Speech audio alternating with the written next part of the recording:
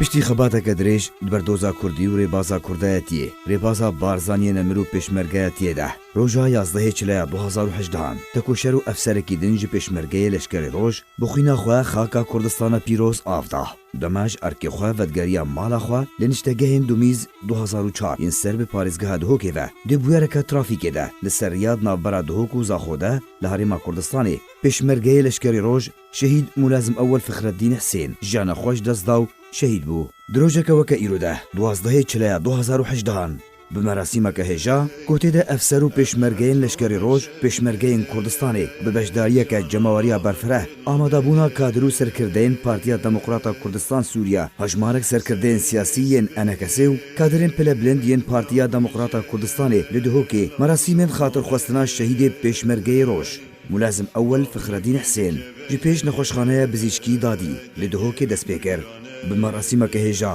تا bigêje dergehê pêşabîr sê malka yê sînorî di navbera Rojava û Başûrê Kurdistanê de û ji dergeh hate veguhestin ji bo Rojavayê Kurdistanê da ku zêdê xwe gundê Rikavayê gundewarê Dêrkê bi xak were spartin.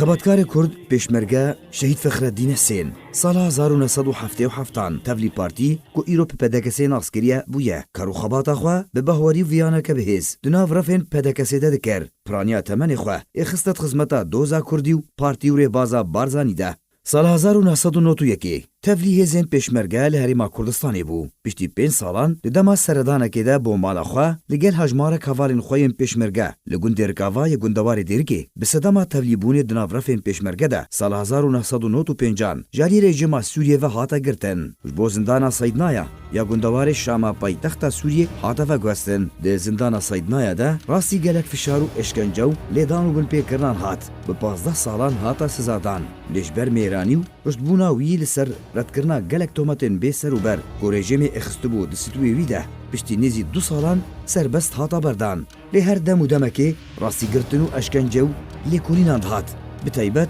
demara Parîna Rojavayê Kurdistanê sala 2004 dest pê kir wê demê ji ber gef û fişarên rejimê Fexreddîn li gel malbata xwe penaberî Herêma Kurdistanê bû û li niştegehên domîz 2004 bicî bû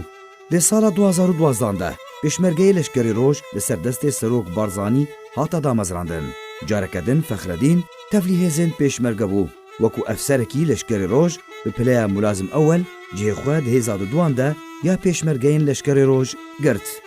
şehîd Fexreddîn di nav leşkerê roj de mil bi milê pêşmergeyên Kurdistanê beşdarî di gelek şeran de li dijîrê xistina Daişa terorîst milîsên Heşda Şabî û dijminê Kurdistanê de kir ku di wan şeran de pêşmergeyê roj destanên dîrokî li bereyên şer toma kirin ji destpêka damezrandina xwe ve tanha hêzên pêşmergeyên leşkerê roj bi dehan şehîd û birîndar danîne hîn jî erkê xwe de berdewam in bi hezaran pêşmerge parastina xak û gelê Kurdistanê dikin